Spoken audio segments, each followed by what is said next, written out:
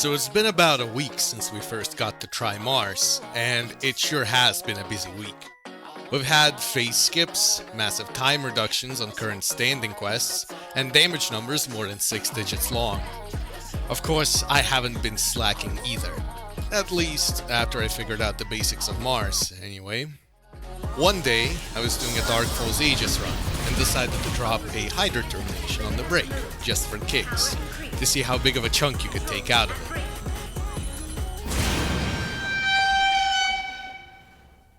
And seeing that got me thinking. Since the hit wasn't even a crit, and it did this much to the health bar, it has to be able to exploit other parts of this fight, even without the break. Which brings us to Exhibit A. Now this first one is actually pretty simple. All you have to do is remember Aegis' threshold for Phase 3 activation and successfully pre-fire a Hydra termination so that the boss dies in a single attack. Or you have enough time to finish it off. Operation complete. This setup can easily be done solo, without a crit, and without any kind of down or break. So you just need to be careful about how much you damage it before the threshold. Or just go in a bigger party and sync up your Hydra terminations to phase skip earlier. However, all of that is child's play compared to this next strategy, which basically lets you ignore which support you roll in phase 1 and get a 4-pillar break, making runs way more consistent. I present to you Exhibit B. It all starts with the mob rush at the beginning. Contrary to most other strategies, you don't actually want to clear this as fast as possible. In fact, you need to stall this phase out slightly to make sure that your Mars is ready to use before the last small enemy dies. To make things consistent, I just leave one of the dartlets alive, wait until my Mars is charged, and then kill it. Now, here's the important thing. The timing of the last kill matters. Falz Aegis in this phase has one other attack besides the projectiles that it throws at you. And this one can completely ruin the execution of this strat if you don't pay attention to the timing. This attack is the light swords that it drops from above right on top of you. The trick to them is that they happen in waves, and Falz Aegis has a certain order of priority when it comes to casting them. What's important is that the last mob has to die right as this attack ends, so that Falz Aegis doesn't cast another one before sending the pillars out. Because if it does, you wouldn't be able to pre-fire your Hydra termination. The good thing is, if you do learn the timing, you'll consistently be able to avoid this. So, now that you've killed the last enemy, Falz Aegis starts rising its shields up. And as soon as you notice that, you need to immediately activate your Mars and start charging your Hydra termination. Don't worry about timing, because the charge time for the big shot is long enough that you'll hit it regardless. In fact, the earlier you cast it, the better. The best position for doing that would be the one I'm showing you in this clip, in my opinion at least.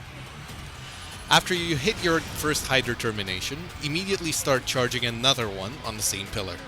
This second hit should destroy it completely. After that, turn around and start charging another Hydra termination on the next pillar. After it hits, fill with the highest potency Mars attack rotation you know. From there, grab the M2 cannon and play normally until the next pillar drop. So when the next set of pillars drops, precast the cannon beam on the second pillar, which should break it. If not, hit it a few times without using your burst damage skills. Then, quickly move to the next pillar and drop all of your burst damage skills on it. Your Photon Blast, your Pinion Blade, your Overload, your Compounds, whatever you use. Just do as much damage as possible, without activating Mars. Then, use points to grab another M2 cannon as soon as the pillars are tracked and play normally.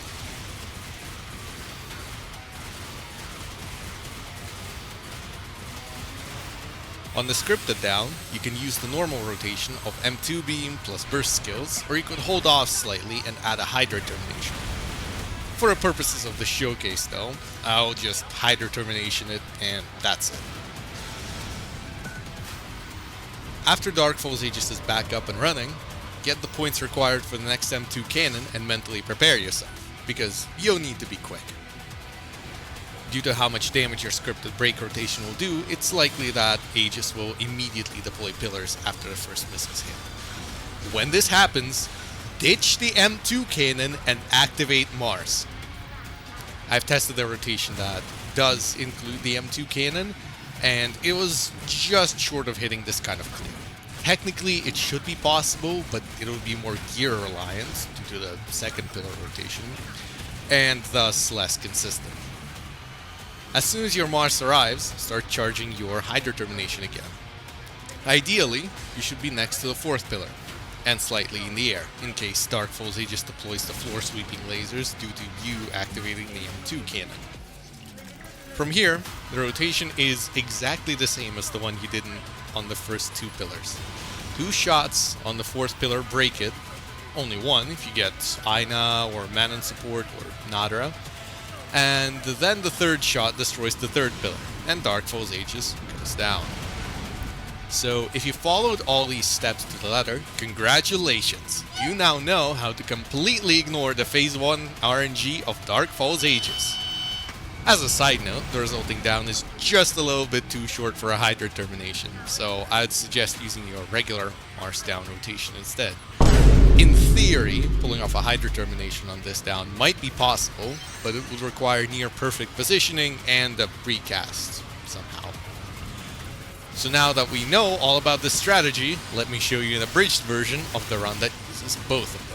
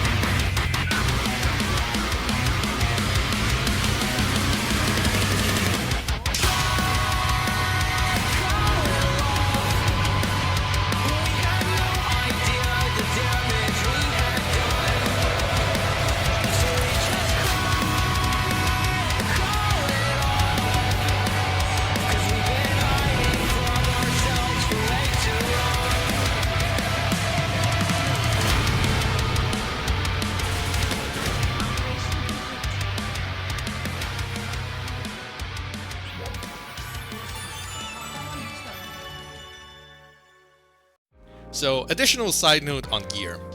Since Mars doesn't rely on weapon potency, both of these strategies might be doable even with the basic FT stunt plus Aerodome gear that you get.